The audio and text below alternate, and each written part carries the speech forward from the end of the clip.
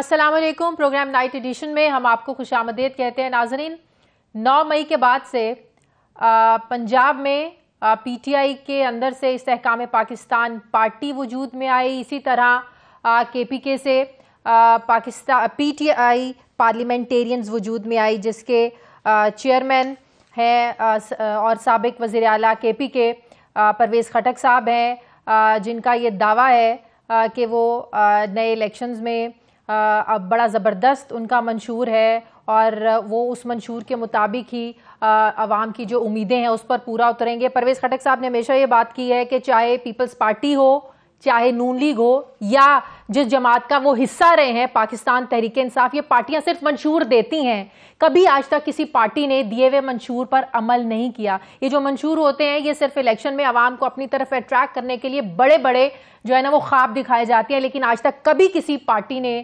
جو ہے وہ اپنے منشور پر عمل نہیں کیا.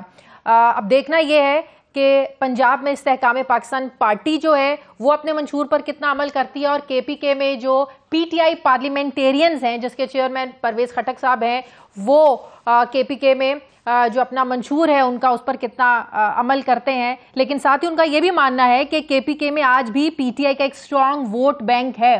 تو ہمارا سوال یہ ہے کہ جس پی ٹی آئی کو عوام نے 2013 میں بھی موقع دیا کے پی کے میں حکومت بنانے کا, 2018 میں بھی موقع ملا پی ٹی آئی کو حکومت بنانے کا, پی ٹی آئی نے وہاں کام بھی کیے, تو ایک عوام کے ذہنوں میں جو ایک تاثر ہے پی ٹی آئی کو لے کر اور ایک جو ووٹ بینک ہے ان کا, اس کو پرویز خٹک صاحب کی جو پی ٹی آئی پارلیمنٹیرینز ہے اس کو کیسے ٹف ٹائم دے گی, کیسے اس ووٹر کو, پی ٹی آئی کے سپورٹر کو اپنی طرف وہ اٹریکٹ کرنے میں کامیاب ہوں گے. اسی پر بات کرنے کے لیے میرے ساتھ موجود ہیں پی ٹی آئی پارلیمنٹیرین کے چیئرمین اور سابق وزیر اعلیٰ کے پی کے پرویز خٹک صاحب. السلام علیکم. بہت بہت شکریہ پرویز خٹک صاحب آپ کا. پرویز خٹک صاحب, کہاں دیکھتی ہے پی ٹی آئی پارلیمنٹیرین اپنے آپ کو 2024 کے الیکشنز میں سر؟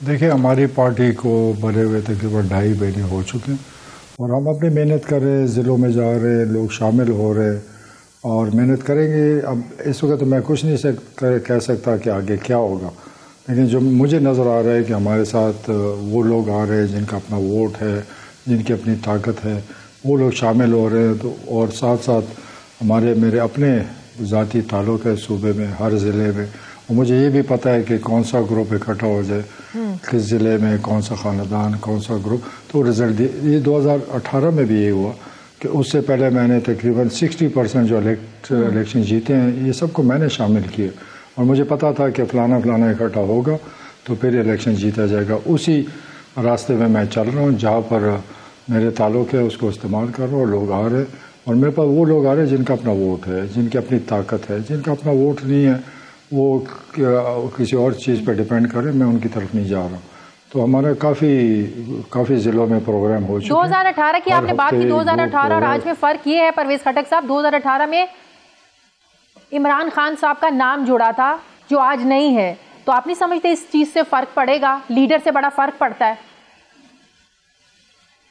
دیکھیں, وہ عمران خان کا جو اپنا ووٹ تھا وہ اپنی جگہ پر, لیکن الیکشنز کو مینیج کیا جاتا ہے طریقے سے کہ کس کو کھڑا کرنا ہے, کس کو سیٹ ٹکٹ دینی ہے.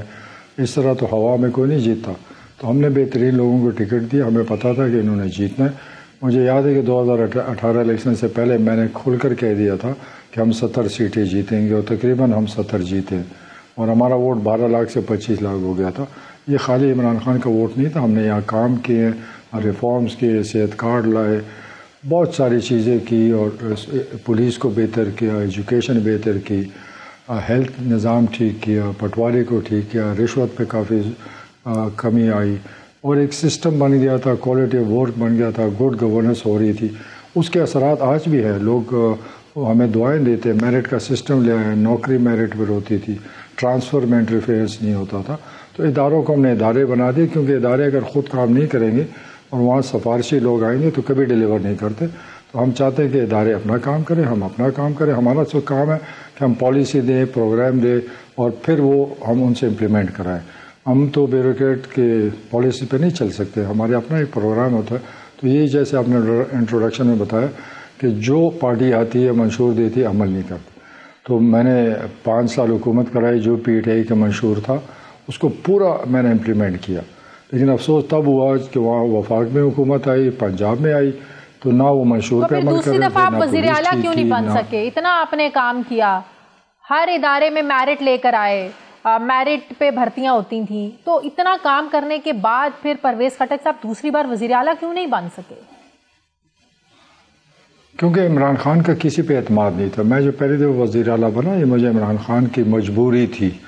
ہمیں حکومت بنانی تھی, ہمارے پاس 99 میں صرف 35 سیٹیں تھیں اور کوئی 11 آزاد جیتے تھے اور پارٹیوں سے اتحاد کرنا. میرے بغیر وہ آزاد کوئی بھی نہیں ساتھ لے جا سکتا تھا. پھر ہم نے اتحاد کیا جماعت اسلامی کے ساتھ, شیرپاؤ کے ساتھ, اور اتحادی حکومت چلانا بڑا مشکل ہے, لیکن ہم نے ایک دوسرے کا خیال کیا اور ڈیلیور کیا. ہر اداروں کو ٹھیک کیا, ریفارمز کے آپ سوچ بھی نہیں سکتے. یہاں پر بلین ٹری سونامی, میرے دور میں 3 مہینے میں 1 ارب 20 کروڑ پودے لگے, اور ابھی وہ کنٹینیو ہو رہا ہے کیونکہ ملک کے موسم کے لیے اور ملک کے لیے بہتر ہے. تو کئی چیزیں ایسے ہیں جس میں فیوچر میں فائدے پہنچ سکتے ہیں. یہاں تو نہ کوئی فیوچر سوچتا ہے, نہ کوئی پالیسی دیتا ہے, صرف کسے کہانیاں. اب دیکھیں 75 سال سے یہ ملک چل رہا ہے اور اس میں اکثریت حکومت انہی سیاسی لوگوں کی. تو یہ ملک کیوں بے روزگار ہو گیا, یہ ملک کیوں قرضوں سے بھر گیا, یا انصاف کیوں نہیں ملا, یا روزگار کیوں نہیں ہے. یہی مجرم ہے. اگر یہ لوگ اس ملک کے ہمدرد ہوتے تو دنیا میں جہاں لیڈر آتے ہیں وہ ملک کو اٹھا کے لے جاتے ہیں. ہمیں تو پیچھے لے گئے. یہ ایوب خان کے دور پر 1 روپے قرضہ بھی نہیں تھا.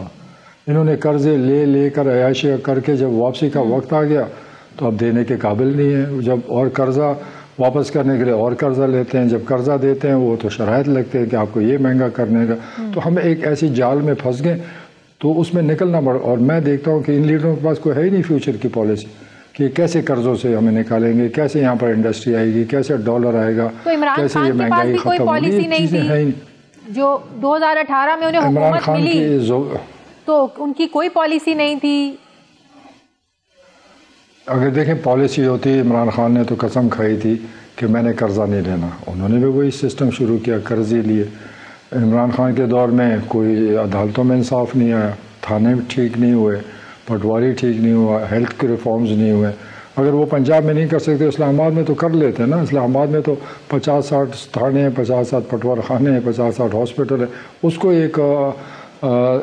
کو ایک مثالی بنا لیتا ہوں. میں کئی دفعہ پنجاب میں بھی بہت دفعہ میں بحث کر چکا ہوں. بڑا لوگوں نے فائدہ اٹھایا, بڑا سپورٹ کیا, بڑا اپریشیٹ کیا تھا. ہیلتھ سیکٹر میں یہ ایک پازیٹیو کام رہا ہے پنجاب میں بھی اور کے پی میں بھی. پرویز خٹک صاحب دیکھیں, ہیلتھ کارڈ میں نے انٹروڈیوس کیا تھا, 18 لاکھ فیملیز کو دی تھی. پھر محمود خان نے, جس کے پاس شناختی کارڈ ہے, اس کو ملا. لیکن یہ پولیس کو نہیں ٹھیک کرنا تھا. ہم صوبے میں ٹھیک کر سکے, کیوں نہیں کیا؟ ایجوکیشن ہیلتھ میں کیوں نہیں انہوں نے کام کیا؟ مجھے تو شرمندگی ہے. 4.5 سال ہماری وفاق کی حکومت تھی, وفاق کا بھی کوئی کارنامہ نہیں اور صوبے میں کوئی کارنامہ نہیں. اور جس کو وہاں پنجاب میں بٹھایا اس کو خود نہیں پتہ کہ پنجاب ہے کیا چیز. ایک آزاد الیکشن لڑا تھا اور آ کے وزیر اعلیٰ بن گیا. کیونکہ عمران خان کو اپنے لوگوں پر اعتماد نہیں ہے, اپنے فیصلے دن رات بدلتا ہے. اس کو یقین ہی نہیں ہے کہ کوئی میرا دوست بھی ہے. اس کا کوئی دوست نہیں ہے. وہ صرف ذات تک محدود ہے, اپنے سے آگے اس کا نظر ہی نہیں لگتی. وہ کسی کو عزت نہیں دیتا, وہ نفرت کرتا ہے سیاسی لوگوں سے, اپنے MNA سے نفرت کرتا تھا, ملتا نہیں تھا. تو اس طرح تو نہیں چلتی ہے مل جل کے کام کرنے پر. باہر سے لوگ کہ ٹیکنوکریٹ ہے, یہ بیوروکریٹ ہے, اس کو کبھی ایڈوائزر بنا دے, کبھی اسپیشل اسسٹنٹ بنا دے, وہ ڈھاکہ ڈالتا ہے, چوری کرتا ہے, پھر کہتا ہے آپ جو وزیر اعلیٰ رہے, آپ اپنی مرضی سے نہیں چلاتے تھے, انٹرفیرنس ہوتی تھی. آپ کا کہنے کا مطلب یہ ہے کہ عمران خان صاحب پنجاب میں بھی خود رول کرنا چاہتے تھے, بھلے ہی انہوں نے بزدار صاحب کو ادھر بٹھا دیا, آپ کو بٹھایا, محمود خان کو بٹھایا, لیکن چلانا وہ خود چاہتے تھے, وہ کسی پر اسی لیے ٹرسٹ نہیں کرتے تھے. وہ میری وجہ سے انہوں نے یہ کیا کہ وہ کشمیر بھی خود چلانا چاہتے تھے, گلگت بھی خود چلانا چاہتے تھے, پنجاب بھی, KP بھی. میرے دور میں انٹرفیئرنس نہیں. But it's not possible. آپ وفاق میں بیٹھ کے صوبے نہیں چلا سکتے, ہر صوبہ نہیں چلا سکتے. It's not possible. Pervez Khattak صاحب وہ چلانے والے نے چلا دینا. میں حق لینا جانتا ہوں. میں نے, ہماری حکومت نہیں تھی وفاق میں جب میں وزیر اعلیٰ تھا, میں نے اپنے وہاں سے حقوق حاصل کیے, بجلی کے 90 ارب روپے حاصل کیے. بجلی کا جو ریٹ فکس تھا 8 ارب کا, وہ 20-25 ارب تک لے گیا. جو بھی وفاق کے ساتھ ہمارے مسئلے تھے میں اپنے دور میں حل کر چکا ہوں. میں اپنے دور میں ہمارے صوبے کو کیا ملا, اپنی حکومت نے ہمیں نہیں دیا, ہمارے ہائیڈل کے پیسے نہیں ملے. اس وقت اتنا برا حال ہے ہمارے صوبے کا کہ اربوں روپے ہمارے وفاق کے ساتھ پھنسے, تنخواہوں کے لیے پیسہ نہیں ہے. پتہ نہیں اس ملک میں آخر ہوگا کیا. یہ اگر حکمران اس لیے آتے ہیں کہ عیاشی کریں, اکانومی بہتر نہ کریں, ڈالر کا بندوبست نہ کریں, قرضے اتارنے کا, تو یہ ملک مہنگائی میں ڈوبتا جائے گا. میں تو عوام سے اپیل کرتا ہوں کہ سوچ سمجھ کے ووٹ ڈالا کریں. یہ ڈراموں میں مت آئے. آج اگر میں آپ سے پوچھوں کہ کے پی کے میں اس وقت مقبول جماعت کون ہے تو کیا ہے اس کا جواب ہے؟ دیکھیں اس وقت کوئی مضبوط, یہ جب کیمپین چلے گا اس وقت کوئی بھی مضبوط نہیں ہے. یہاں دیکھیں پنجاب اور کے پی میں زمین آسمان کا فرق ہے. یہاں پر 8-9 پارٹیز ہیں, ہر ایک نے کہیں نہ کہیں سے نوچنا ہے. وہ پوزیشن پی ٹی آئی کی نہیں ہے کہ وہ جیسے کھمبے کو کھڑا کر دے وہ جیت جائیں گے, ایسا نہیں ہوگا. یہ جو الیکٹیبل تھے, جن کا ووٹ تھا, جنہوں نے پی ٹی آئی بنائی, وہ سب سائڈ پہ ہو رہے ہیں. زیادہ تر لوگ ہمارے ساتھ آ رہے ہیں. تو یہ وہاں سے ووٹ ٹوٹے گا تو کچھ ہم توڑیں گے, کچھ اور توڑے گا. وہ چیز نہیں ہوگی کہ یہ آسانی سے الیکشن یہاں جیت جائے گا. ایسا یہ حلوہ ان کو نہیں ملنے والا. صحیح. پرویز خٹک صاحب, پارٹی بنانے کا آپ نے کبھی 9 مئی سے پہلے بھی سوچا تھا یا صرف یہ 9 مئی کا نتیجہ ہے, یا اس سے پہلے بھی کبھی آپ نے سوچا کہ میری اپنی پارٹی ہونی چاہیے؟ 40 سال کی آپ کی سیاست ہے, پیپلز پارٹی میں آپ رہے, شیرپاؤ کے ساتھ آپ رہے, کیا کبھی اس سے پہلے بھی سوچا آپ نے پارٹی بنانے کا؟ سوچا تو کئی دفعہ تھا لیکن موقع نہیں ملا. دیکھیں جب موقع ملتا ہے بندہ فائدہ اٹھاتا ہے. زندگی میں وہی بیوقوف ہوگا جو موقع سے فائدہ نہیں اٹھائے گا. تو یہ ایسا موقع آیا, حالات خراب ہو گئے, اور ہم آئے نہیں ہیں کہ ہم اداروں سے لڑائی کریں, فوج سے لڑائی کریں. ہم پرامن لوگ ہیں, ہم جمہوری لوگ ہیں, ہم یہاں پر لوگوں کے کام کرتے ہیں, خدمت کرتے ہیں. ہم لڑائی وڑائی نہیں کر سکتے. جب یہ حالات بنے تو میں نے اپنے دوستوں سے بیٹھے, ڈسکشن کی کہ کیا کرنا چاہیے, فوج سے لڑیں یا سیاست چھوڑیں یا کوئی اور راستہ اختیار کریں. پھر سب کی رائے تھی کہ ہم نے کسی پارٹی کے ساتھ نہیں جانا. ان کی ڈیلیوری کوئی ایسی نہیں ہے کہ ہم ان کے پیچھے جائیں. سب نے یہ فیصلہ کیا, مل کر ہم نے فیصلہ کیا ہم اپنی پارٹی بناتے ہیں, کیونکہ ہم خود خدمت کرتے ہیں, پارٹیوں کو آگے لے کر جاتے ہیں, ان کے ساتھ دن رات محنت کرتے ہیں. پھر الیکشن کے بعد منشور پہ عمل نہیں ہوتا, وہ پھر ہم شرمندہ ہوتے ہیں. انشاءاللہ ہمارا منشور آلموسٹ تیار ہو گیا. جو منشور میں دوں گا 100% اس پہ عمل ہوگا. کوئی باغ نہیں دکھاؤں گا اور پریکٹیکل کام کر کے دکھاؤں گا. جو پہلے بھی کیا اس کو آگے لے کے جاؤں گا. صحیح. پی ٹی آئی کا کم بیک آپ کو لگ رہا ہے, پی ٹی آئی کا کم بیک ہو سکتا ہے؟ دیکھیں ان کے تو بڑے خطرناک کیسز ہیں. اگر عدالت میں بری ہو گئے تو کم بیک کر جائیں گے. عدالت بری نہیں کرے گا تو کون ان کو آگے لائے گا. تو مجھے نہیں لگتا, مشکلات بہت ہیں ان کے لیے. اور جو کیسز میں نے دیکھے ہیں وہ بہت خطرناک ہیں اور اتنے صاف ستھرے ہیں کہ میرے خیال میں اس پہ میرے خیال میں 2-3 تاریخوں میں فیصلہ ہونا چاہیے. اگر انہوں نے غلط نہیں کیا تو عدالتیں چھوڑ دیں گی, غلط کیا تو بڑے مشکلات میں ہوں گے. جس عمران خان کو آپ جانتے ہیں, کیا وہ عمران خان ڈیل کی طرف جا سکتا ہے؟ عمران خان ڈیل کی طرف نہیں جائے گا, کیونکہ اس کے دماغ میں پتہ نہیں کیا گھس گیا کہ میں نے پاکستان میں انقلاب لانا ہے, عوامی طاقت کے ذریعے ملک کو قبضہ کرنا ہے, صدارتی نظام لانا ہے تاکہ ون مین شو اور باقی کسی کی حیثیت نہ ہو. اس پر بڑی بحث ہوئی ہے. میں نے کئی دفعہ اس پر ان سے اعتراض بھی کیا کہ میں اس کو سپورٹ نہیں کر سکتا, کیونکہ ہم یہاں پر ڈکٹیٹرشپ تو نہیں دیکھنا چاہتے ہیں. جمہوری ملک ہے, ہمیں جمہوریت چلانی ہے جیسے بھی ہے. اس کو بہتر کرنے کے لیے اس سے کہ وہ اس کو ہم ختم کر دیں اور صدارتی نظام آ جائے ٹرکی کی طرح اور ایک بادشاہت ہو جائے اور باقی لوگوں کی حیثیت ختم. اس کا یہی سوچ ہے. تو فوج کے ساتھ لڑنا, انقلاب لانا, یہ خواب ہی ہے اور خواب دیکھتا رہے گا. صحیح. آخری سوال آپ سے, پاکستان پیپلز پارٹی یہ سمجھتی ہے کہ جس طرح 2018 میں جو ٹریٹمنٹ تحریک انصاف کے ساتھ ہوا, جس طرح لا کر بٹھایا گیا, مسلط کیا گیا, وہی ٹریٹمنٹ آج نون لیگ کے ساتھ ہو رہا ہے. بس صرف چہرے بدلے ہیں, کردار بدلے ہیں, اسکرپٹ وہی ہے. لیکن 2018 میں بھی میں نے بہت کچھ دیکھا, لیکن ایسا نہیں تھا جس طرح یہ بات کریں. پی ٹی آئی کا اپنا ووٹ تھا, اس میں کوئی شک نہیں ہے. لیکن قومی اسمبلی کی, میں اپنے صوبے کی بات کرتا ہوں, ہم نے ڈبل ووٹ سے ساری سیٹیں جیتی. قومی کی جتنی ہیں, صوبائی کی, کوئی ہزاروں ووٹ سے ہم جیتے ہیں. تو کون اس میں دھاندلی کر سکتا تھا؟ میں خود نوشہرہ میں, ہمارے 2 قومی ہیں, میرا ایک نیفیو ہے, میں نے ایک میں ہوں. اس نے 90,000 لیے, مخالف نے 35,000 ووٹ لیے.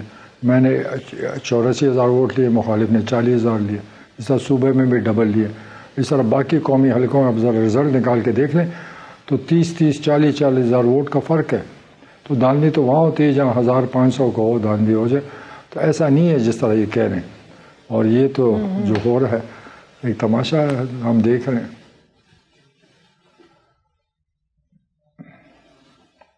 ٹھیک ہے، بہت شکریہ P T I parliamentary chairman Pervez Khattak صاحب میرے ساتھ تھے، بہت شکریہ آپ کا۔ مجھے بریک لینی ہے ناظرین، واپس آتے ہیں چھوٹے سے وقفے کے بعد۔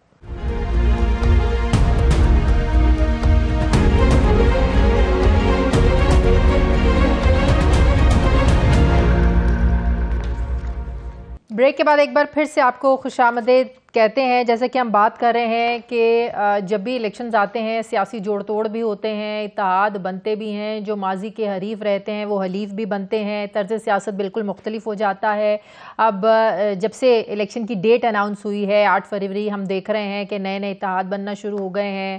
ایم کیو ایم اور مسلم لیگ نون کا اتحاد ہوا ہے، مل کر یہ سندھ میں کراچی میں پاکستان پیپلز پارٹی کو ٹف ٹائم دینا چاہتے ہیں۔ ایم کیو ایم کے لوگ چند روز پہلے رائے ونڈ گئے، وہاں ملاقات ہوئی نون لیگ کی قیادت سے، اس کے بعد اعلان کیا گیا کہ ہم مل کر الیکشن لڑیں گے۔ اہم بات یہ ہے کہ اس اتحاد کو اربن سندھ کی سیاست کو لے کر ایک بہت بڑا چینج کہا جا رہا ہے۔ بظاہر اس اتحاد کو پیپلز پارٹی کو سندھ میں فتح اور مسلسل چوتھی بار حکومت میں آنے کے لیے ان کا راستہ جو ہے وہ روکا جا رہا ہے، اور دونوں جماعتوں کی قیادت یہ مانتی ہے، سمجھتی ہے کہ وہ اس اتحاد سے کراچی میں 2013 کے انتخابات والی پوزیشن میں آ جائیں گے کہ 2013 کے عام انتخابات میں ایم کیو ایم پاکستان نے کراچی سے قومی اسمبلی کی 17 اور صوبائی اسمبلی کی 33 نشستوں پر کامیابی حاصل کی تھی، جبکہ مسلم لیگ نون بھی 2 سیٹوں پر کامیاب ہوئی تھی۔ سوال یہ ہے کہ 2013 کی صورتحال کو ایم کیو ایم کا یہ ریوائیول تو سمجھا جا سکتا ہے، لیکن کیا مسلم لیگ نون جو ہے وہ ایم کیو ایم کی اس لحاظ میں سندھ میں کتنا اس کو ہیلپ کر سکتی ہے؟ مسلم لیگ نون کا ہم جانتے ہیں کہ وہ روٹس نہیں ہیں سندھ میں، کراچی میں، کہ ایم کیو ایم کے لیے بہت زیادہ جو ہے وہ فائدہ اور پاکستان پیپلز پارٹی کو ٹف ٹائم دے سکیں۔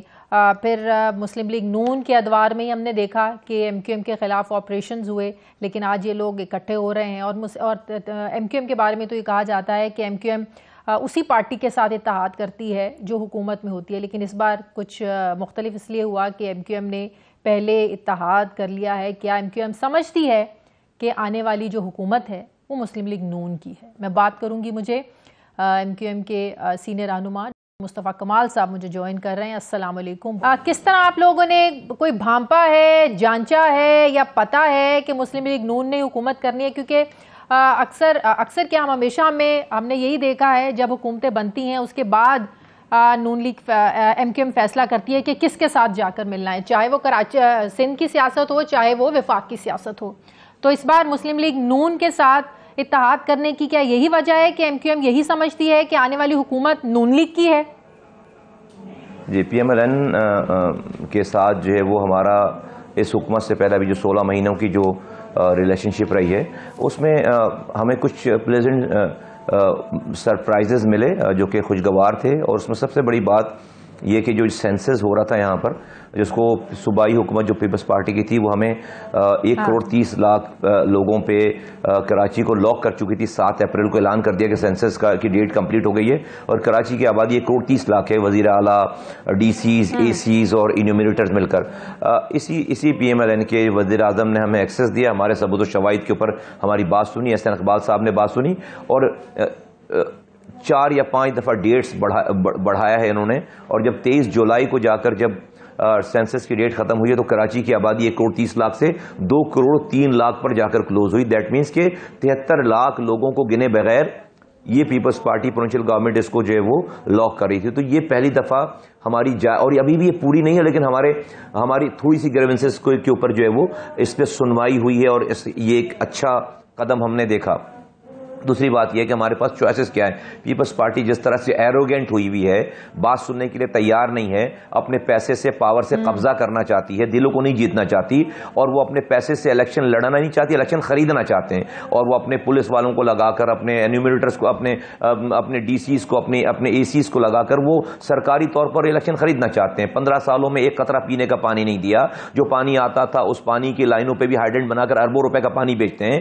ہمارا کوٹا سسٹم ان کے بڑوں نے رائج کیا سندھ میں, پورے پاکستان میں نہیں ہے, سندھ میں ہے. اب یہ والی نسل ان کی کوٹے پہ بھی کوٹا نہیں دیتی. جب دیہی کوٹا ختم ہو جاتا ہے تو شہری کوٹے پہ جعلی ڈومیسائل بنا کر وہ کوٹا بھی ہڑپ کر لیتے ہیں, اور کہیں سے روکنے کے لیے تیار نہیں ہے. تو ہمارے پاس آپشن, انہوں نے ہمیں دھکیلا ہے, یہ ہمیں پش کرتے ہیں. میں بار بار ان کو ہم آواز لگاتے رہے کہ بھائی نہ کریں نہ کریں نہ کریں, یہ نہیں روکنے کے لیے تیار ہے. دوسری بات یہ کہ بھائی پاکستان کی ڈائنامکس ایسی ہے کہ جو پنجاب جیتے گا وہ وزیر اعظم کا امیدوار بن سکتا ہے. اور پنجاب کی بڑی پارٹی, تو پنجاب کی بڑی پارٹی پیپلز پارٹی تو نہیں ہے, پی ٹی آئی کا جو حشر ہے سب کے سامنے ہے. تو آج تو پنجاب کی بڑی پارٹی پی ایم ایل این ہے.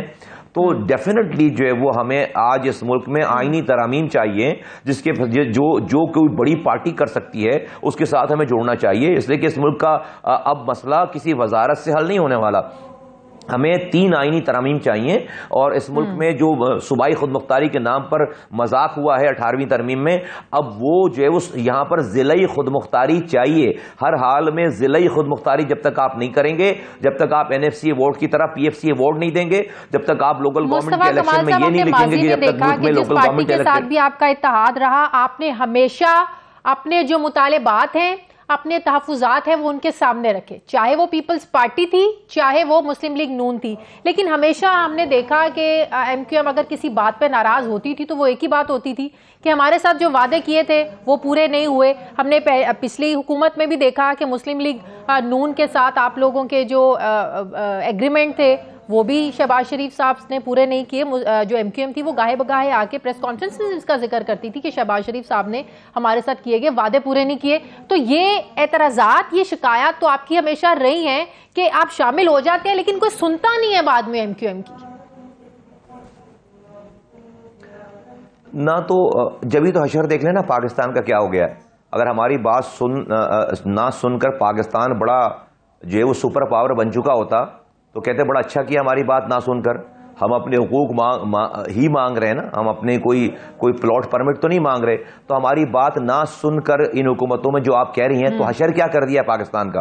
اور یہ دودھ دینے والی گائے ہے کراچی جو پورے پاکستان کو پالتی ہے, وہاں پر آپ نے ہمارا گلا دبا رکھا ہے, ہمارے سروں پر پیر رکھا ہوا ہے, اور آپ ہمیں حقوق و اختیارات نہیں دیتے, ہمیں پینے کا پانی تک نہیں دیتے, تو لڑکوں کو نوکری نہیں دیتے. آپ 5.5 لاکھ نوکریاں دی ہیں, ایک نوکری تو آپ نے پاکستان کا حشر کیا کر دیا ہے. تو کیا آج پاکستان اس سارے کرائسس کا متحمل ہو سکتا ہے کہ ابھی مزید ایسے چلے؟ اس لیے ہم سمجھتے ہیں کہ پاکستان میں اب جو ہے وہ پاکستان کو بچانے اور چلانے کے لیے ہماری بات سننا بہت ضروری ہے, ماننا بہت ضروری ہے. اب اس پاکستان کو IMF اور ورلڈ بینک نہیں اس دلدل سے نکال سکتا ہے, کراچی نکال سکتا ہے. آپ اس کا ڈیو شیئر دیں, ہم جو کمائیں گے آپ کو دیں گے. آج 4.25 ارب روپے اگر پاکستان کو دے رہے ہیں اتنا مصائب حالات پہ, تو کل کو 8 سے 10 ہزار ارب روپے کراچی آپ کو کما کر دے سکتا ہے, جس سے یہ کراچی بھی گرو کرے گا, سندھ بھی گرو کرے گا, پورا پاکستان گرو کرے گا.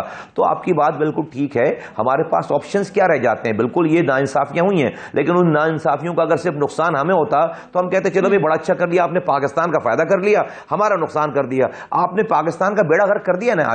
آج انڈیا کی جو ریزرو ہیں ان کے پاس 607 ارب روپے کے ریزرو ہیں, ہمارے صرف ریزرو 6 ارب روپے کے. ان کی IT ایکسپورٹ 227 ارب روپے کی ہے, ہماری جو ہے پوری ایکسپورٹ جو ہے وہ 22 ارب روپے کی ہے, اور IT ایکسپورٹ ہماری 3.2 ارب روپے کی ہے. تو میں اس کی ڈیٹیل میں اور فردر نہیں جانا چاہتا. ہمارا مسئلہ نہیں ہے, اب مسئلہ پاکستان کا ہے. اس لیے ہم نے کوئی اپنی بات نہیں کی. ہم نے کہا کہ پاکستان کو اس کرائسس سے نکالنے کے لیے آپ کو فنڈامنٹل بڑے ڈیسیجنز کرنے پڑیں گے. یہ بات ہم رکھیں گے اپنے اتحادیوں کے سامنے بھی. صحیح. مصطفیٰ کمال صاحب, کراچی میں تو سمجھ میں آتا ہے MQM کا ایک بڑا ووٹ بینک ہے, لیکن ہم نے دیکھا ہے کہ پاکستان پیپلز پارٹی پچھلے 15 سالوں سے سندھ پہ جو رول کر رہی ہے اس کی ایک بہت بڑی وجہ ہے کہ انٹیریئر سندھ میں پاکستان پیپلز پارٹی کا ہولڈ. تو آپ کا ایم کیو ایم کا اور مسلم لیگ نون کا جو اتحاد ہے، کیا یہ انٹیریئر سندھ میں پاکستان پیپلز پارٹی کو ٹف ٹائم دے سکتا ہے، یا ایک ووٹ بھٹو کے زمانے سے چلا آ رہا ہے جو آج بھی پاکستان پیپلز پارٹی کو انٹیریئر سندھ سے پڑتا ہے، وہ کیسے توڑیں گے آپ؟ نہیں، لوگوں کی میموری بہت شارٹ ہے. 1990 میں ایک سیٹ والے جام صادق سندھ کے وزیر اعلیٰ تھے ایم کیو ایم کے ووٹوں کے ساتھ، ان کے اپنے ووٹ ملا کر. 1997 میں ایک سیٹ والے لیاقت جوتوئی وزیر اعلیٰ تھے انٹائی People's Party M Q M کے ووٹوں کے ساتھ. 2002 میں علی محمد مہر وزیر اعلیٰ تھے ایم کیو ایم کے ووٹوں کے ساتھ، اور اپنے جی ڈی اے کے آج جو جی ڈی اے وہ پارٹیاں، پھر اس کے بعد 2 سالوں کے بعد جب وہ ہٹے تو ارباب غلام رحیم وزیر اعلیٰ بنے. تو 30 سالوں میں آپ کو 3 وزراء اعلیٰ تو بتا رہا ہوں. یہ تو پہلی دفعہ یہ ہوا ہے کہ ان کو کھلی چھٹی مل گئی عمران خان کی حکومت کو سپورٹ کرنے کے عوض کہ آپ جو چاہو کرو سندھ میں، آپ کو کوئی پوچھنے والا نہیں ہے. انہوں نے سب کے پانی بند کر کے، سب کو ایف آئی آر کٹوا کے، کان سے پکڑ پکڑ کے اپنے مخالفین کو پیپلز پارٹی میں شامل کیا. جس دن یہ مرحلہ نیوٹرلائز ہو جائے گا، لوگ اپنی اپنی جگہوں پہ جائیں گے. آج جی ڈی اے موجود ہے، جے یو آئی موجود ہے، پی ایم ایل این جو ہے وہ اپنی نواز شریف صاحب اپنی پینیٹریشن کر رہے ہیں. کراچی، حیدرآباد، میرپور خاص، سکر میں، نواب شاہ کے شہروں میں ہم موجود ہیں. تو یہ کوئی قرآن پر لکھی ہوئی آیت نہیں ہے کہ جی پیپلز پارٹی کی حکمرانی جو ہے وہ کبھی ختم نہیں ہوگی. اچھے اعمال سے حکمرانی چلے گی، اور جو اعمال ان کے ہیں تو ہر عروج کو ایک زوال ہے. لیکن بلدیاتی انتخابات میں جیتنے کا ان کو ظاہر ہے آپ سمجھتے ہیں کہ ایج تو ہوگا ان الیکشنز میں. میئر ان کا ہے، بلدیاتی انتخابات انہوں نے جیتے ہیں، ان کے نمائندے ہیں، لوگ ہیں، ووٹرز ہیں. اس کا فائدہ تو ان کو ہوگا مصطفیٰ صاحب. جی، بلدیاتی انتخابات جیتے نہیں، چھینے ہیں. اور اب انٹیریئر سندھ کی آپ کے کیمروں نے دکھایا کہ ڈاکو آتے ہیں صبح پولنگ اسٹیشن سے، ایجنٹ پولنگ اسٹاف کو اور بیلٹ باکس لے جاتے ہیں. شام میں وہ آ کے 5 بجے واپس کر کے، اتنے زبردست ڈسپلن والے ڈاکو تھے کہ 5 بجے آ کے واپس چھوڑ جاتے ہیں اسٹاف کو بھی اور ڈبوں کو بھی. اور اس میں سے جو ووٹ نکلتا ہے وہ پیپلز پارٹی کا ووٹ نکلتا ہے. کیمروں کے سامنے ڈاکو جا رہے ہیں، کیمروں کے سامنے ڈاکو واپس آ رہے ہیں، اور اندر سے ووٹ پیپلز پارٹی کا نکلتا ہے. یہاں ہم نے بوائیکاٹ کیا تھا. یہاں پر ٹی وی کیمروں نے دکھایا کہ روڈ پر چوکوں پر بیٹھ کر 3 دنوں تک جو بیلٹ باکسوں میں ووٹ ڈالتے رہے، اسٹیمپ لگاتے رہے. اور پھر بھی ٹرن آؤٹ جو 6% سے زیادہ نہیں ہے، 6% سے زیادہ نہیں ہے. 2002 میں 98 لاکھ کی، 2015 میں 98 لاکھ کی کراچی کی آبادی تھی. پیپلز پارٹی کے ووٹ تھے 2 لاکھ. 2023 میں 1.60 کروڑ کی آبادی ہے، پیپلز پارٹی کے ووٹ ہیں 3.5 لاکھ. تو ہمارے ووٹ تھے 2015 میں 11,78,000. اور ابھی ہم اگر الیکشن لڑتے 20 لاکھ ووٹ لیتے. تو ووٹ نہیں پڑا، یہ چھینا ہے. اور یہ جس دن ایم کیو ایم سامنے آئے گی، یہ ہم اپنا کھویا ہوا مینڈیٹ واپس لیں گے. آپ کے دور میں تو سب کو یاد ہے، بچے کو بھی یاد ہوگا کہ مصطفیٰ کمال جب میئر تھے بڑا کام ہوا. اگر آپ یہ بلدیاتی انتخابات کا بوائیکاٹ نہ کرتے تو آپ کو نہیں لگتا کہ آپ کا ووٹر آپ لوگوں کی طرف آتا، ادھر نہ جاتا، تو بڑا فائدہ ہوتا ایم کیو ایم کو بھی؟ جی، اس میں بالکل آپ صحیح فرما رہی ہیں، لیکن کچھ ایسے حالات تھے جس کی وجہ سے ہمیں اس کو بوائیکاٹ کرنا پڑا. ہماری حلقہ بندیاں ٹھیک نہیں کی تھی انہوں نے لوکل گورنمنٹ میں. 73 یونین کاؤنسلز کم کر دیے تھے، بعد میں انہوں نے 53 مانے اور اس کا نوٹیفیکیشن جاری کر دیا تھا 1 ہفتے پہلے. اور اگر ہم یہ لڑتے الیکشن تو ہمارا یہ کلیم 53 یونین کاؤنسلز کو انکلوڈ کرانے کا ختم ہو جاتا. اور ہمارے الیکشن نہ لڑنے کی وجہ سے 53 یونین کاؤنسل ہم نے کراچی کو واپس دلوائے. آج کراچی 246 یونین کاؤنسلز کے بجائے 299 یونین کاؤنسلز ہے، اور یہ ایک پورے 53 یونین کاؤنسلز پہ ایک پورا چھوٹا شہر بنتا ہے. تو ہم نے اس شہر کے لیے یہ والی قربانی دی. ادروائز ہمارا یہ کلیم شہر سے جو ہے وہ یونین کاؤنسلز کے 53 یونین کاؤنسل کا کلیم جو ہے وہ اگر ہم الیکشن لڑتے اور بات مان لیتے تو وہ ختم ہو جاتا ہمیشہ کے لیے. صحیح. بہت بہت شکریہ. ایم کیو ایم پاکستان کے سینئر رہنما مصطفیٰ کمال صاحب میرے ساتھ تھے. شکریہ آپ کا. مجھے بریک لینی ہے ناظرین، واپس آتے ہیں وقفے کے بعد.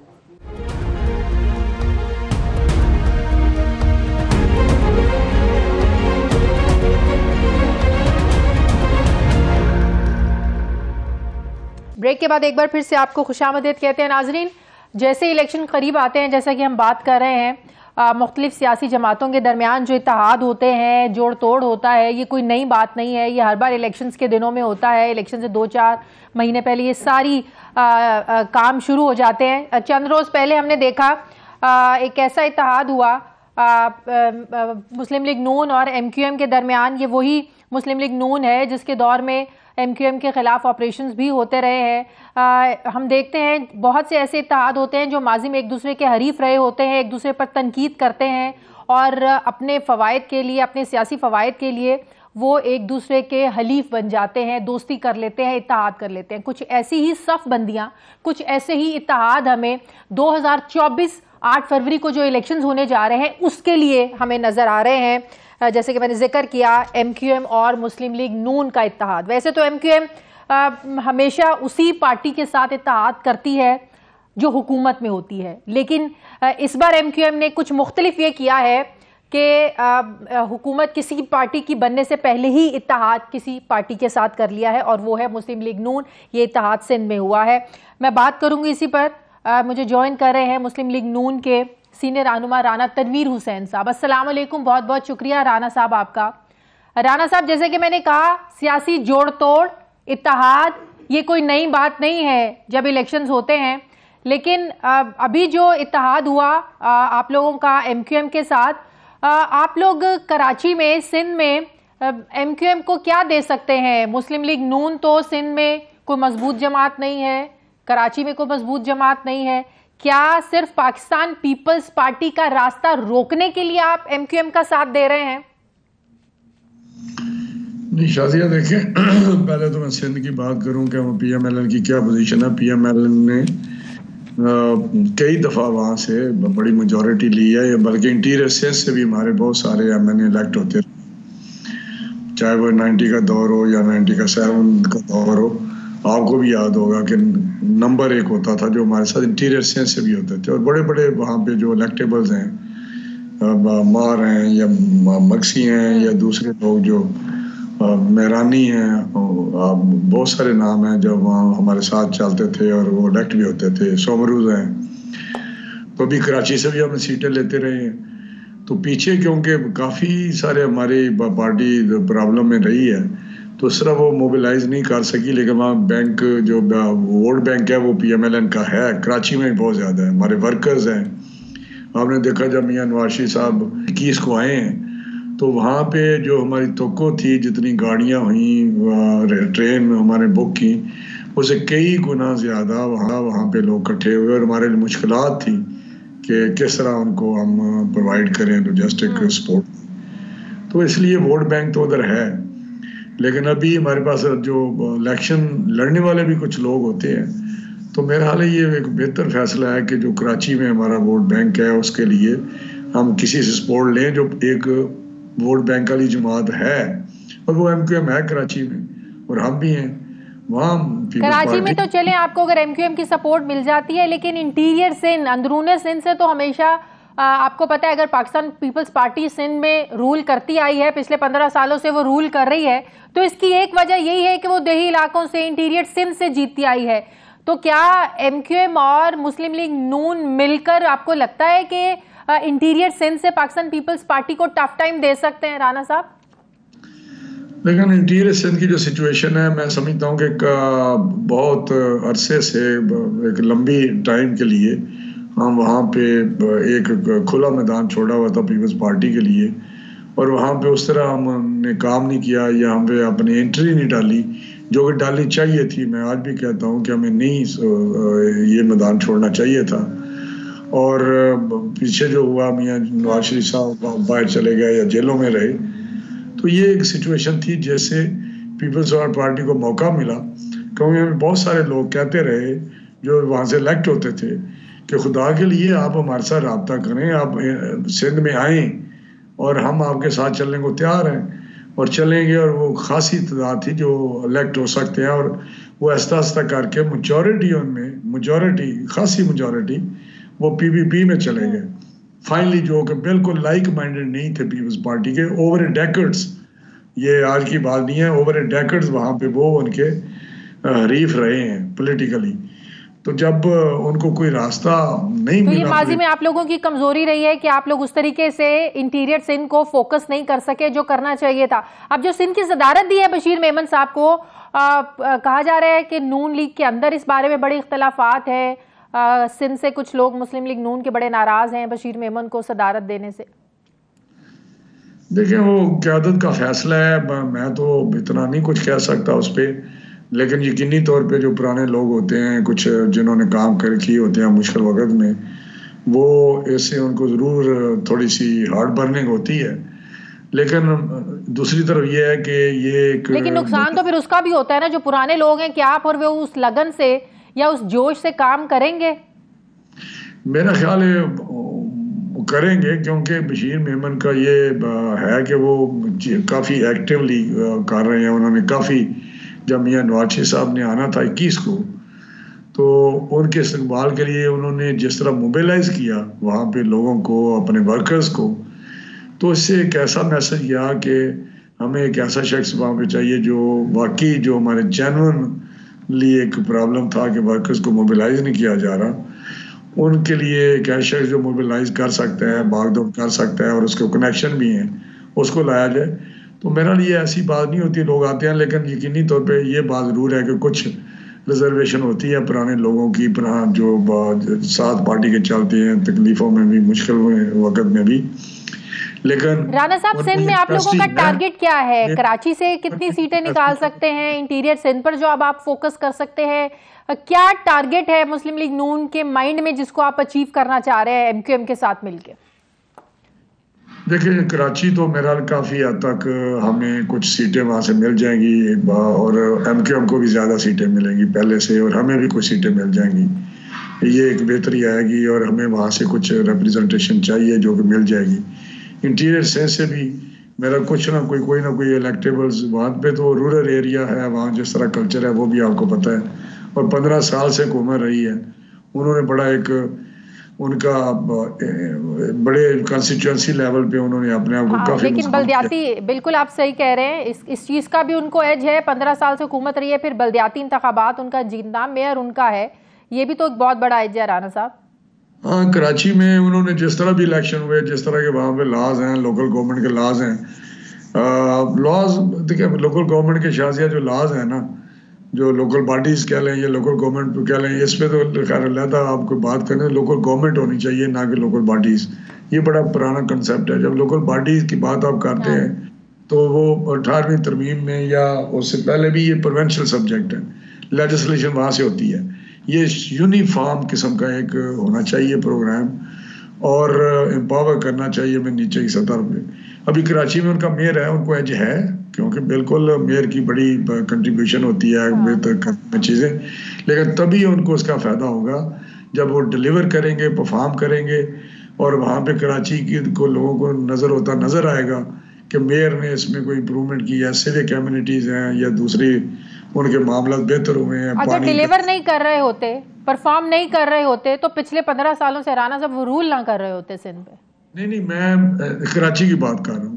جہاں تک رورل ایریا کا تعلق ہے، اس سے ان کی گورننس کا تعلق نہیں ہے. وہ بڑی ان کی گورننس بری رہی ہے، بہت زیادہ معاملات کرپشن کے، یہ ہے بات، اس میں کوئی دوسری رائے نہیں ہے.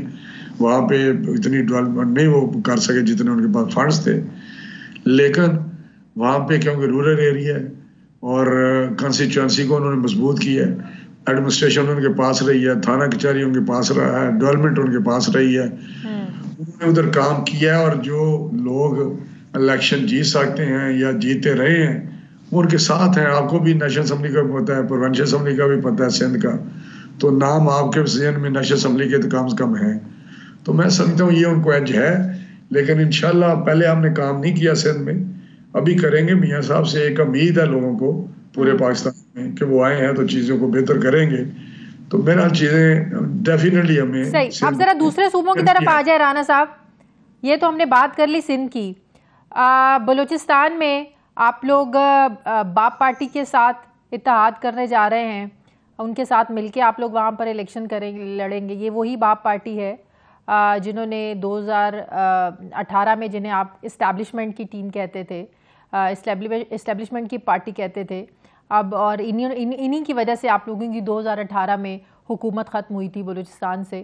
تو انہی کے ساتھ آپ دوبارہ اتحاد کرنے جا رہے ہیں؟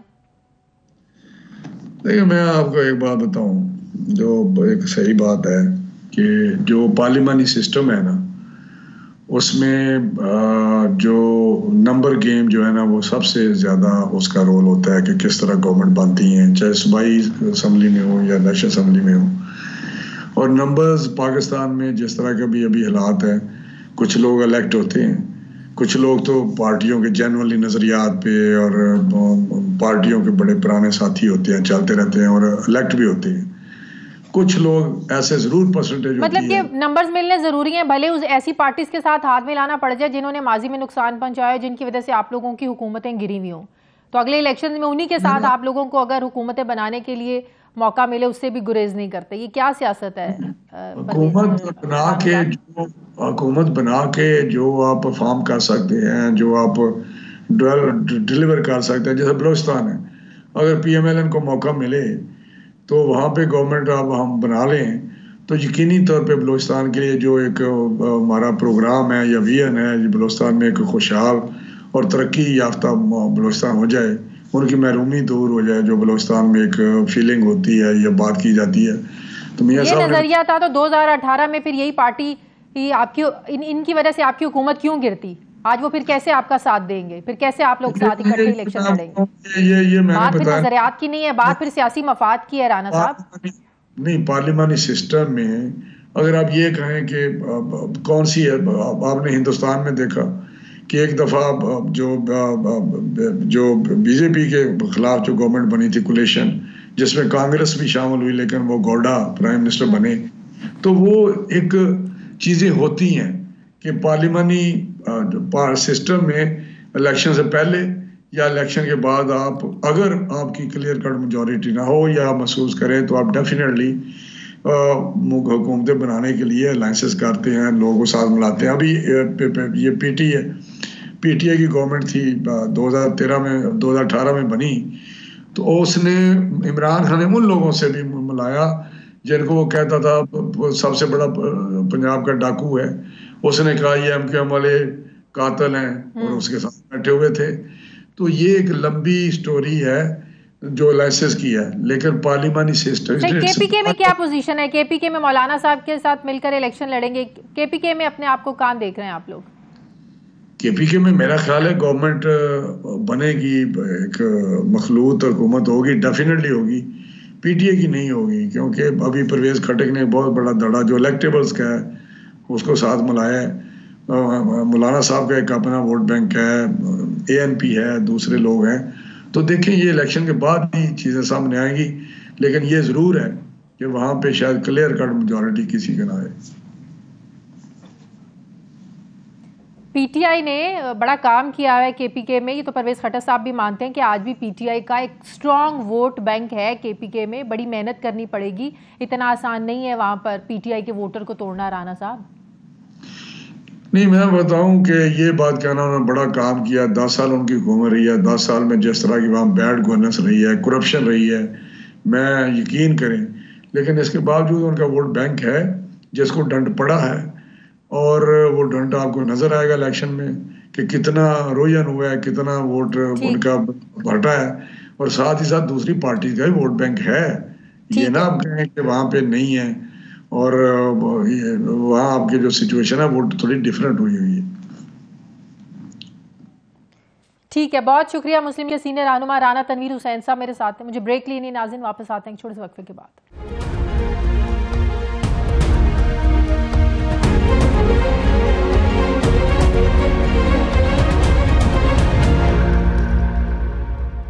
بریک کے بعد ایک بار پھر سے آپ کو خوش آمدید کہتے ہیں. ناظرین، معاشی مشکلات میں گرا اور قرضوں میں جکڑے پاکستان کو ہمیں آج ایک بار پھر آئی ایم ایف کے سامنے بہت سے چیلنجز کا سامنا ہے. آئی ایم ایف مشن جو ہے وہ ان دنوں پاکستان میں ہے اور $3 ارب کا جاری سٹینڈ بائی معاہدہ اس کی دوسری قسط دینے سے پہلے نگران حکومت کی جو کارکردگی ہے اس کا جائزہ لیا جا رہا ہے. جو ٹیکنیکل سطح کے تکنیکی سطح کے جو مذاکرات ہوتے ہیں اس کا آج آخری دور ہے. اس کے بعد پھر پیر سے جو پالیسی لیول کے مذاکرات ہوتے ہیں وہ شروع ہونے جا رہے ہیں. جو خبریں آ رہی ہیں ان کے مطابق بتایا جا رہا ہے کہ آئی ایم ایف یہ چاہتا ہے کہ پاکستان ریٹیل اور ریئل اسٹیٹ سیکٹر کو ٹیکس نیٹ میں لے کر آئے، یہ کہا جا رہا ہے.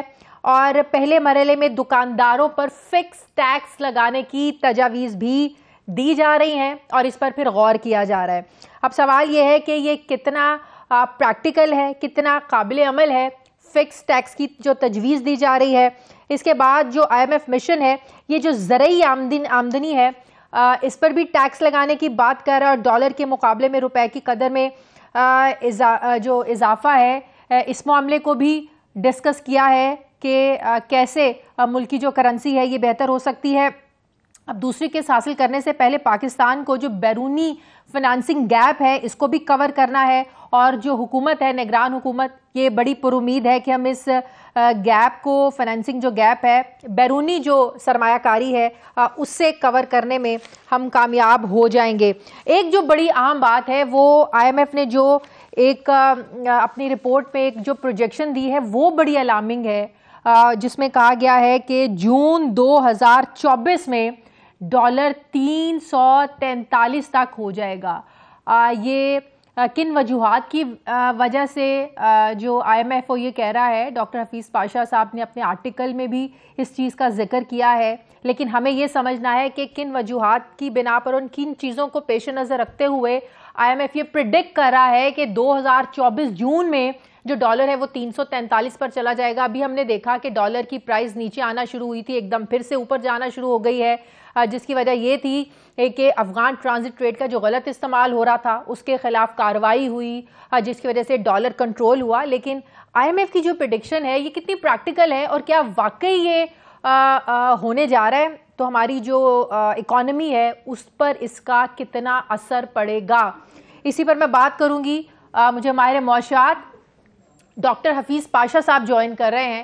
السلام علیکم, بہت بہت شکریہ ڈاکٹر صاحب آپ کا.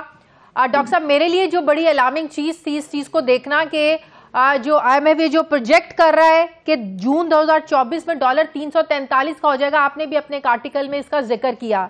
یہ کن چیزوں کو مد نظر رکھتے ہوئے, یا ایسی کیا دور اندیشی ہے IMF کی کہہ رہا ہے کہ ڈالر 343 کا ہو جائے گا؟ ڈاکٹر صاحب بسم اللہ الرحمن الرحیم.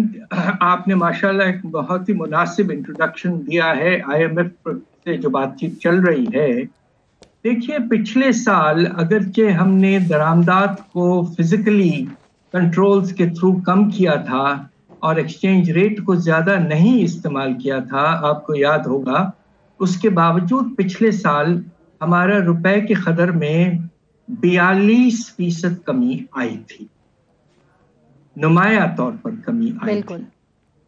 اب اس سال IMF کہہ رہا ہے, جو رواں سال ہے, کہ اس میں آپ کے جو روپے کی قدر ہے اس میں 20.4% کمی آ سکتی ہے. اور اگر ایسا ہوتا ہے تو جس طرح آپ نے کہا 340 کے لگ بھگ روپے فی ڈالر تک پہنچ جائے گا.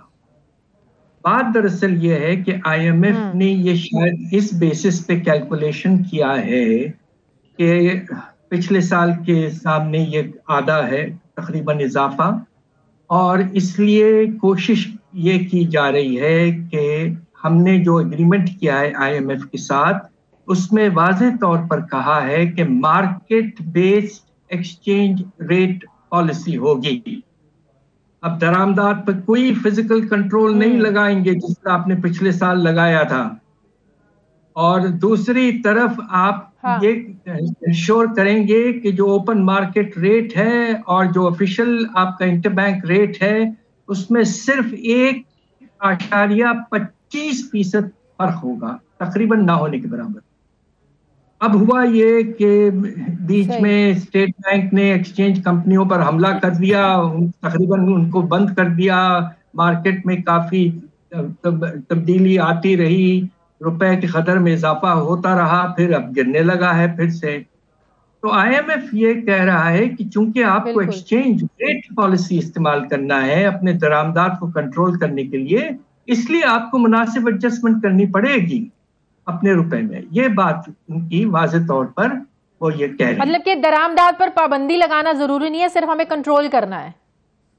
جی, پابندی نہیں لگانا ہے, مارکیٹ بیسڈ میکنزم سے کنٹرول کرنا ہے. ورنہ اگر آپ فزیکلی کنٹرول کریں گے تو پچھلے سال آپ نے دیکھا کہ شرح نمو تقریباً منفی ہو گیا, اس لیے کہ شارٹیجز پیدا ہو گئے, انڈسٹری کو انپٹس نہیں ملے, تو یہ تو بالکل نامناسب سی پالیسی تھی پچھلے سال، اور یہ میں سمجھتا ہوں کہ market based exchange rate policy جو ہے، جو ہم نے جس پہ دستخط کیا ہوا ہے، وہ مناسب ہے۔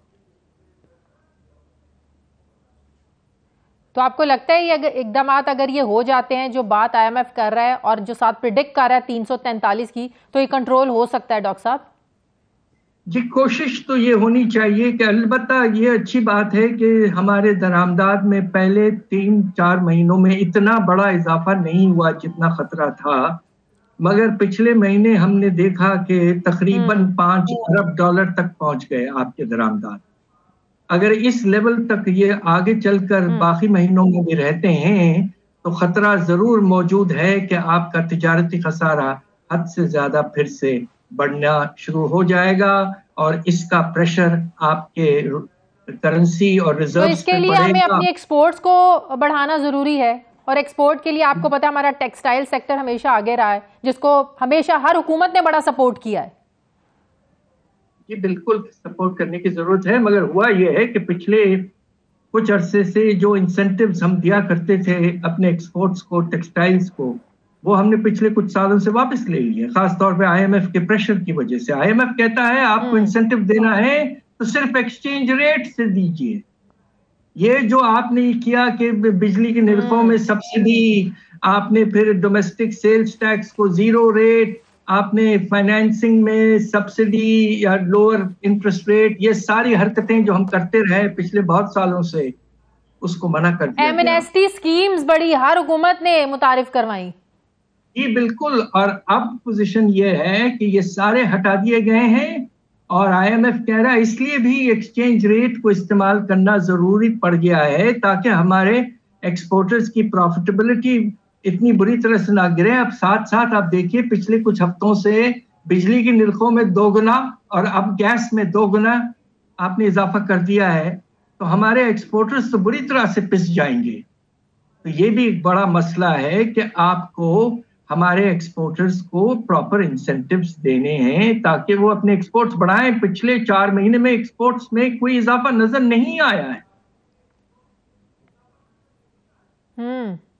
صحیح۔ اچھا ڈاکٹر صاحب، یہ جو I M F fix tax لگانے کی تجویز دے رہا ہے کہ جو پہلا مرحلہ ہے کہ آپ دکانداروں پر فکس ٹیکس لگائیں، یہ کتنا پریکٹیکل ہے؟ یہ ہو سکتا ہے؟ اس کے کیا آپ کو بینیفٹس ملیں گے فکس ٹیکس کے؟ دیکھیے ہمارا جو ہول سیل اور ریٹیل ٹریڈ سیکٹر ہے پاکستان کا سب سے بڑا سیکٹر ہے، تقریباً 19% ہماری جی ڈی پی کا یہاں سے ہم جنریٹ کرتے ہیں۔ یہ بہت بڑا سیکٹر ہے، سب سے بڑا، مگر اس سیکٹر سے واضح طور پر ریونیوز نہ ہونے کے برابر۔ تھوڑے بہت سے ریونیوز ملتے ہیں الیکٹریسٹی بلوں پر وغیرہ تھا ایک زمانے میں۔ بات دراصل یہ ہے کہ ان کی لابی بڑی اسٹرانگ ہے، اور ہماری پچھلی حکومت نے پچھلے سال کے بجٹ میں کوشش کی تھی کہ کچھ ان پر ٹیکس لگایا جائے، اور کچھ انسٹرکشنز ایسے آئے کہ انہیں فوراً واپس لینا پڑا۔ ڈاکٹر صاحب دیکھیں نا یہ ہمارے ساتھ کر کیا رہے ہیں، ریٹیل اور ہول سیل میں آپ دیکھیں 40% کا فرق ہے۔ یہ کتنی بیڈ مینجمنٹ ہے۔ اگر ریٹیلر ہی 40% کما رہا ہے، آگے چیز اور مہنگی ہو کے مل رہی ہے، تو ساری بیڈ مینجمنٹ، اس کا مطلب ہے یہ ساری آرٹیفیشل مہنگائی ہے ڈاکٹر صاحب۔ جی بالکل، اور میں آپ کو ایک اور چیز بتا دوں، آپ تو 40% کا ذکر کر رہی ہیں، یہ پچھلے 1-1.5 سال میں یہ بڑھ گیا ہے۔ ریٹیلرز نے اپنی مارجن بڑھا دی ہے، اور اس کی بہت بڑی وجہ یہ ہے کہ بہت سے آئٹمز ایسے ہیں جو شارٹ ہیں، جن کی شارٹیج ہے، خاص طور پہ امپورٹڈ آئٹمز جو ہیں۔ تو ریٹیلرز نے سوچا ہے کہ چونکہ شارٹیج ہے، سپلائی میں کمی ہے، تو بڑھاؤ قیمتیں۔ اب میں آپ کو ایک بات بتا دوں، اور وہ یہ ہے کہ کوئی 30-40 سال پہلے اللہ کے فضل سے پاکستان میں ایک بہت اچھا نظام تھا، ہمارے ڈپٹی کمشنرز کا، جو پرائس کنٹرول کے نظام کو بہت اچھی طرح سے چلایا کرتے تھے۔ وہ نظام ختم ہو گیا۔ اب جو چاہے ریٹیلرز چارج کر سکتے ہیں، حالانکہ پرائس کنٹرولز ہونے چاہیے، پرائس ہم ایک فکس کر کے مارکیٹ میں ہونا چاہیے، مگر یہ نظام دس از یٹ اندر فیلئر آف گورننس۔ اور اس وقت جب آپ کی قیمتوں میں بے پناہ اضافہ ہو رہا ہے، خدا کے لیے प्राइस कंट्रोल के निज़ाम को वापस लाएं और उसको ठीक से चलाएं। बहुत बहुत शुक्रिया माहिर मौशियात डॉक्टर हफीज़ पाक मेरे साथ थे। Sir thank you. नाज़रीन हमारे प्रोग्राम का वक्त खत्म हो गया। फीडबैक ज़रूर दें, अपना ख्याल रखें, मुझे इजाज़त दें। अल्लाह हाफ़िज़।